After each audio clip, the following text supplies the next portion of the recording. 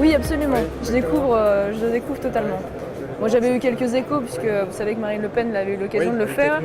Elle avait été ravie, très intéressée. Une grande première. Je dois dire que c'était passionnant. C'est une grande fierté aussi, parce qu'on voit beaucoup, non seulement des grands groupes, mais aussi beaucoup de PME françaises qui sont à la pointe de la technologie, à la pointe de l'innovation, qui sont extrêmement créatives. Et donc, ça fait plaisir de voir un tel dynamisme économique. Et autant de talents réunis sur un même salon. 100% français, fabriqué à Nice, à Carrosse. D'accord. Donc en fait, toute l'ingénierie est faite en France et on exporte. Où ça, particulièrement que ce soit aux États-Unis. États-Unis, vous exportez, d'accord. L'aura de la marine française et de ses plongeurs des mineurs ou nageurs de combat fait référence dans les choix techniques. Même aux États-Unis, ça c'est vrai que c'est impressionnant parce qu'ils sont souvent en pointe dans beaucoup de. D'accord. On fabrique des véhicules blindés pour le ministère de la Défense, historiquement. Principalement le VAB, qui est le véhicule principal de l'armée française. On a 3 marques, ACMAT, Panhard et Renault Trax Défense. 100% de nos emplois sont en France, 100% de la production est en France. D'accord. En fait, on a reconcentré l'armement terrestre de manière à essayer de consolider nos forces, sachant comme le budget de la défense n'est pas forcément, pour des raisons économiques, pas forcément très en forme, on essaye de compenser au travers de l'exportation pour... Et vous exportez dans quel pays principalement? Principalement au Moyen-Orient. D'accord. En Europe un peu quand même Non. L'Europe est très morcelée, c'est très compliqué. Des rencontres très différentes parce qu'il y a à la fois la présentation de produits qui sont liés à la sécurité, à la défense, mais il y a également la présentation de métiers, police nationale, police municipale, gendarmerie, sécurité civile. Donc ça a été l'occasion même de développer des problématiques qui sont liées à ces métiers-là en particulier. Des gens qui ont des compétences et un sens du devoir qui sont extrêmement plaisants, je peux dire. J'imagine que dans les zones de sécurité prioritaire, en l'occurrence, la plupart des policiers municipaux sont armés. C'est pas systématique, vous savez pas? Non, c'est pas systématique. Pas du tout systématique. Ah oui, c'est pas systématique, d'accord. C'est vraiment une volonté unique et totale du maire. Il faudrait que toutes les PME de France soient armées. Il y a marqué police dessus. Une uniformisation du statut. Quand vous êtes en patrouille, vous avez 2 braqueurs qui sortent d'une bijouterie ou qui sortent d'un bureau de tabac, vous êtes face à eux, c'est à l'instant T.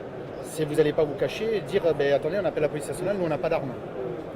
Eux, ils ne feront pas cette différence. Eux, ils vont sortir, ils vont voir les forces de l'ordre, ils vont voir du bleu. Puis ils vont voir police et ils vont...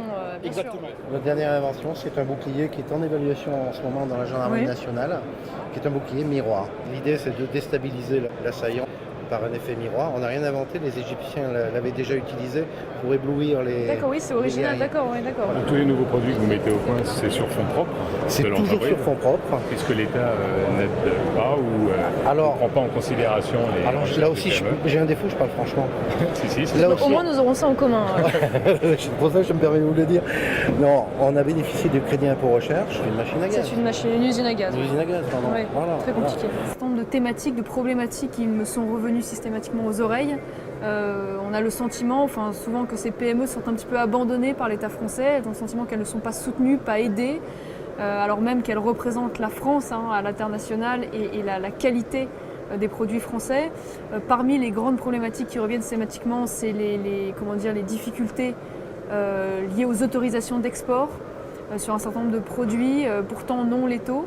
Les délais également de ces autorisations, parfois plusieurs mois, ce qui fait perdre des marchés à l'international à ces entreprises face à la concurrence. Alors la France nous bloque pour exporter. Moi je représente 33 entreprises françaises.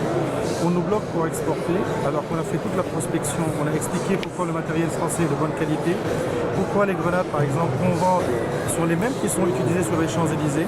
Alors elles sont bien sur les Champs-Élysées mais elles ne sont pas bien à Manama ou à Dora ou en Jordanie. Ça se demandait s'ils ne le font pas exprès au bout d'un moment. Fabriqué en France, conçu, fabriqué en France, développé en France, vendu dans 30 pays dans le monde.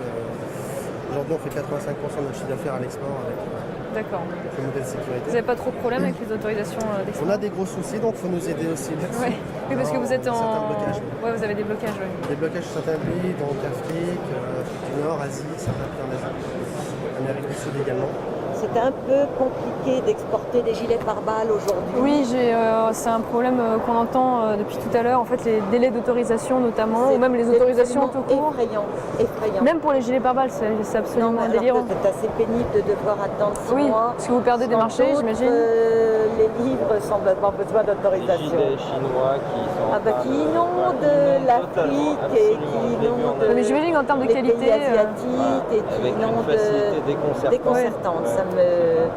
Ça me dégoûte en fait, parce que nous on travaille, on a tous nos coûts de R&D, alors non seulement on se fait pomper notre R&D, mais en plus ils n'ont pas de délai sur les autorisations. On a beaucoup de problèmes de contrefaçon que l'on fait bloquer par des avocats, mais enfin ça prend du temps, ça nous coûte énormément d'argent pour rien, et la France ne nous aide pas du tout à protéger nos produits.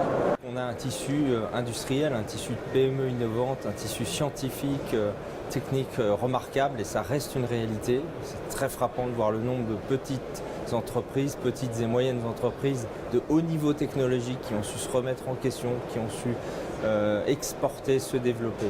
Mais quand on discute avec les chefs d'entreprise, avec les représentants de ces entreprises, ce que l'on voit, c'est que ils subissent la double pesanteur à la fois de l'État français qui ne les aide pas à exporter, qui bien au contraire souvent complique la tâche. Pour l'exemple de nombreuses entreprises qui ont des produits qui ne sont pourtant pas des produits létaux, mortels, qui se voient imposer des autorisations d'exportation de type armement qui peuvent prendre 6 mois pendant que les concurrents évidemment s'emparent des marchés, des appels d'offres, etc. Il y a les complications qui sont liées aux pesanteurs de l'étatisme français. Et le deuxième niveau, c'est la question véritablement de l'idéologie européenne qui était de cette Europe passoire qui ne protège pas les entreprises. Et les PME françaises sont particulièrement, ces PME innovantes, ces PME faites d'ingénieurs sont particulièrement frappées, touchées par le phénomène. Et ça, c'est quelque chose que je trouve très inquiétant. Moi, j'ai senti des chefs d'entreprise extrêmement inquiets, voire aux abois certains. Aidez-nous, nous sommes en train de couler, nous innovons, nous sommes parfaitement compétitifs, mais nous sommes étranglés par le système à la fois au niveau national et au niveau européen. J'ai cru comprendre qu'il y avait quand même une inquiétude face à l'arrivée du marché transatlantique notamment, qui va libéraliser encore un peu plus les marchés et qui va accroître la concurrence dans le domaine de la sécurité, puisque vous savez que les États-Unis sont particulièrement en pointe dans ce domaine-là. Il y a également la question de l'accès au marché public, qui est compliqué administrativement pour ces PME. Pareil, ça demande des compétences juridiques, ça demande du personnel. Dans une petite structure, c'est pas facile. Mais beaucoup revenu aux oreilles la nécessité d'une forme de Small Business Act, comme on le trouve aux États-Unis et en France, c'est-à-dire le fait de réserver une part des marchés publics prioritairement aux PME françaises. C'est là où se trouvent les brevets et l'innovation, donc c'est eux qu'il faut soutenir prioritairement. Nous sommes un des rares pays à avoir développé une industrie de défense et de sécurité de très haut niveau. Il y a peu de pays qui ont ce niveau de technologie. Il y a la France, il y a Israël, il y a l'Angleterre, beaucoup moins d'ailleurs, les États-Unis bien sûr. Mais nous voyons que rien n'est fait pour protéger cela et au contraire nous sommes sur des marchés publics, sur des marchés stratégiques, nous sommes pénétrés par une concurrence américaine, une concurrence israélienne et d'autres pays et l'État ne réserve pas, ne protège pas nos industries nationales. Donc c'est un vrai problème et c'est une des raisons pour lesquelles il y a une désindustrialisation qui touche bien sûr tous les secteurs, pas seulement la défense, mais la défense en particulier et les secteurs stratégiques en particulier. C'est la bonne nouvelle de la journée, c'est que malgré tous ces handicaps qui ne sont quand même pas rien, on constate quand même qu'on est véritablement un pays d'ingénieurs. Voilà, on est un pays de créateurs. Encore maintenant, malgré la crise, malgré les difficultés économiques, on a des entrepreneurs qui parviennent à surmonter ces difficultés, qui font preuve d'encore plus de créativité. J'ai découvert sur ce salon une PME française qui a déposé un brevet, qu'elle est le seul à posséder dans le monde, c'est le seul à fabriquer ces produits-là, un produit qui permet d'analyser les gaz chimiques et de les identifier. On sait d'ailleurs, et grâce à cette entreprise d'ailleurs, la France est en état de savoir quel pays demande ce type de produit. Donc ça permet même d'avoir, on va dire, un intérêt politique des informations d'ordre géostratégique extrêmement intéressantes à travers un produit français qu'on est les seuls à développer. Que quoi qu'on en dise, les produits français, à travers notamment d'ailleurs la réputation, la bonne réputation de son armée ou même de ses forces de l'ordre, parviennent à exporter grâce à cette image de sérieux de la France, à cette image de qualité. Il en faudrait très honnêtement pas beaucoup, je crois, pour que toutes ces PME, TPE explosent et fassent la fierté de la France demain partout dans le monde.